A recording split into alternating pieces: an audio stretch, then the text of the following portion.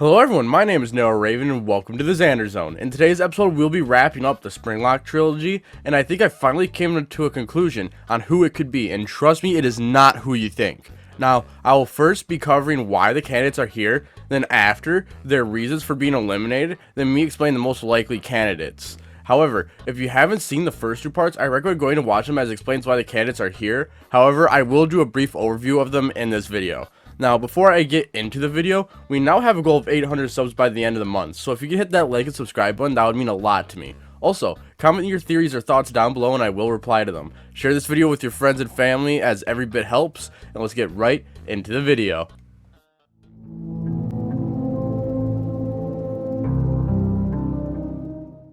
Okay, so let's get right into the candidates. Remember, the suit is described as this. It was never used for its intended purpose, is old, is from Circus Baby's old restaurant, can barely fit a human, and is a Springlock. So for some of these characters, I'm going to group together because of how similar some of them are.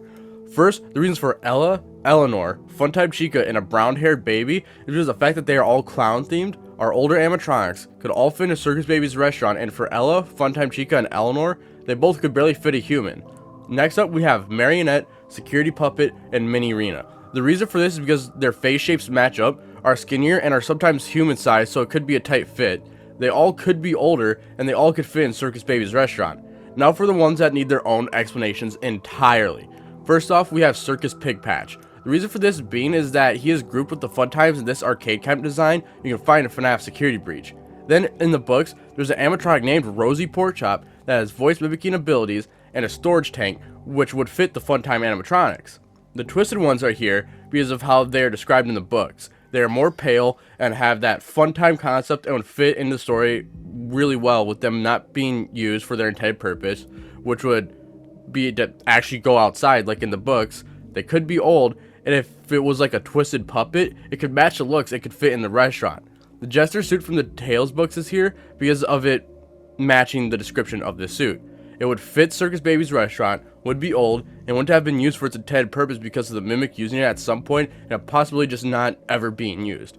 However, I'm throwing a new candidate into the ring that I haven't brought up before because I came up with it recently and I think it's worthy enough to be here. So let's get into who this candidate is.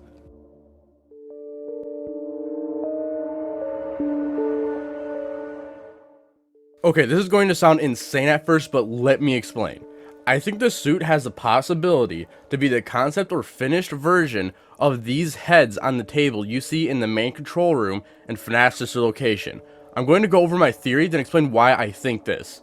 When the crying child was unalived, William said that he would put them back together, and odds are at some point the FNAF 4 box was going to be the robot parts of the crying child. So I believe at some point, William started to work on a teenager or adult version of the crying child as a Springlock, and would maybe use the mimic programming or even the mimic itself to mimic the crying child. However, one day at Circus Baby's Pizza World, Baby malfunctioned and unalived Elizabeth, and it made William depressed. He went into a drunken rage one day and unalived Charlotte, and went back to Circus Baby to grieve over her and maybe admit to his crime. However, William noticed a change in eye color and behaviors, and this is when he learned of Remnant. And this made William realize he couldn't just bring back his son, but he could literally bring back his son. So he abandoned the idea of what I'll call Springlock Crying Child and moved on to understand Remnant so he could bring his son back, or just for his own selfish reasons. Also, if you're wondering about the eyes and the huge smile in the suit, well, we see William was most likely going to have expressions involved with this suit. So you would need the eyes and mouth to be able to expand and close. So he may have needed bigger gaps in the mouth and eyes of the suit to accommodate for that. Now, where do I get this information from? Well, it's the Silver Eyes trilogy. And I know what a lot of people are going to say, but the Charlie bots are for Charlie, not the crying child. I know, but hear me out.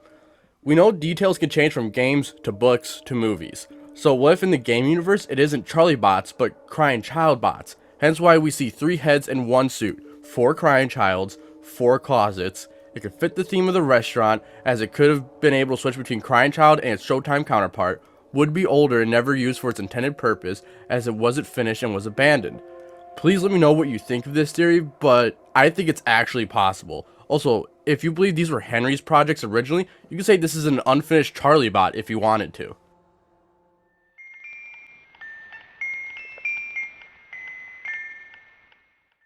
Alright, let's get into eliminating. I'm going to hate this part as all these are really good candidates, but not every single one of them is a perfect fit, and some are better than others. So let's get into it. I first want to eliminate Eleanor and Ella for similar yet different reasons. There's similar reasons being that I don't see Eleanor or Ella existing in the games universe, and especially Eleanor, as for someone as important in her in the books, she hasn't popped up anywhere in the game universe, and with Ella, her design is drastically different in the movies compared to the in-game suit we see. With Ella, she's also a tight fit, but she is way too small to fit a normal person. The only way I see her working is if her design was changed from the game universe, but I cannot provide evidence for or against that. So for the time being, Ella and Eleanor will have to go. Next up is a brown-haired baby. The whole reason for this is she's an extras menu character and is never seen and is huge, probably 7'2" like normal circus baby. Next is the twisted ones. In my opinion, they are highly likely, however, they suffer a huge issue, which is the fact of them fitting in at Circus Baby's restaurant, unless it was a puppet, which isn't possible, as the only twisted ones we see in the books are Freddy, Foxy, Bonnie, and Wolf, that are at least confirmed to be canon. Unless you consider the Nightmares to be the twisted ones, and Nightmarion being canon, then they're in the running. So, this is more of an elimination with a stipulation. Mini Rena I'm going to eliminate as we never see or hear of a bigger version of her, so she is being eliminated just because of that. Next is the Jester suit, and the only reason is we never actually know what it looks like, so for all we know, it's a Jester suit that doesn't even have the eyes or smile of this suit. Otherwise, I think it's another frontrunner. Now, I'm going to eliminate the Marionette as I just don't think it's as likely as a security puppet, as well as the Marionette being impossible to hold a human, unless this was a completely different suit. Next one I want to eliminate is Funtime Chica, and the reason being her mouth shape and beak. If we were in a suit like this, we should see her beak, and her mouth doesn't line up with the suit. However, the beak could just not line up on purpose, or the suit wasn't finished, but that begs the question, who did finish her? So that leaves us with 3 candidates, and I'm only going to eliminate one more, and that's a security puppet. The reason for this is that, 1, every single one we have seen has been operational, and if this was a William project, why would it be here if it's more of a Henry thing to do? Plus, it would also be a completely new suit we haven't seen that I can't provide evidence for. Otherwise, again, this is a frontrunner. Also mention with all these suits, they are all metal, not leathery, nor do they open at just the face.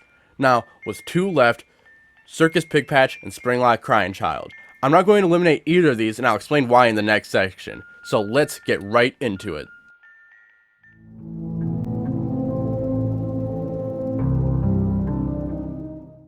Alright, here we go. I believe that this Springlock suit is either a Circus Pigpatch or a Springlock Crying Child, and here's why. For Circus Pigpatch, we have evidence that Pigpatch or a pig character was associated with the Fun Times at some point, yet we never see it, meaning that this arcade could have been a concept, or the suit wasn't finished or scrapped.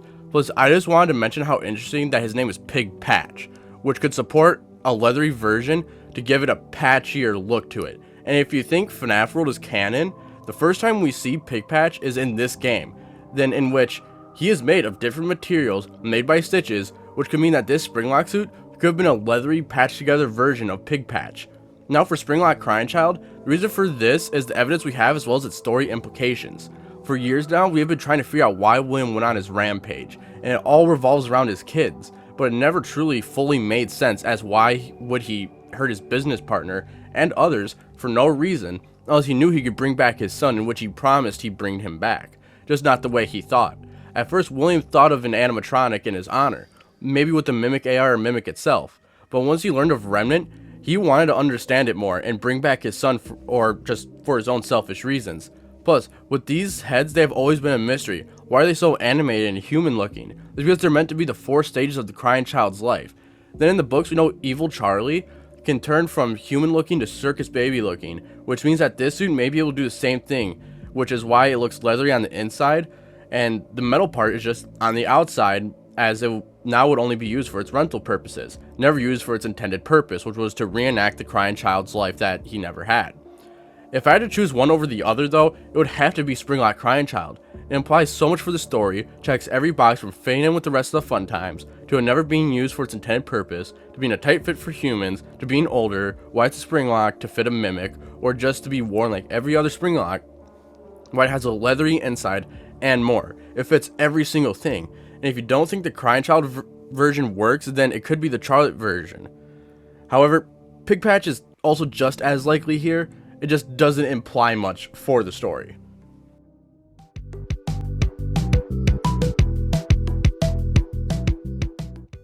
Okay, I'm actually going to give this theory a 9 or 10 out of 10, the highest that I've really ever ranked any of my theories and others' theories.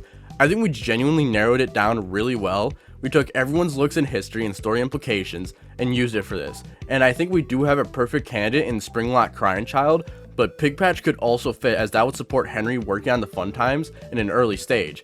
Now, I was being highly strict, and I also do think that someone like Funtime Chica and a Twisted Puppet are possible. It's just hard to support that end of it.